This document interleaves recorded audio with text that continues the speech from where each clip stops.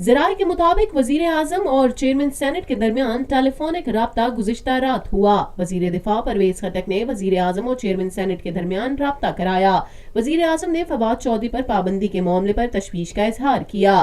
ذرائع کے مطابق چیئرمین سینٹ نے کہا وزیر اطلاعات کے جارحانہ رویے سے ایوان چلانے میں مشکلات پیش آتی ہیں۔ فواد چودھری سے کوئی ذاتی تنازع نہیں ہے۔ وزیر اعظم اور چیئرمین سینٹ نے معاملات افہام و تفہیم سے حل کرنے پر اتفاق کیا۔ وزیر اعظم نے چیئرمین سینٹ کو ایوان چلانے کے لیے مکمل تعاون کی یقین دہانی کرائی۔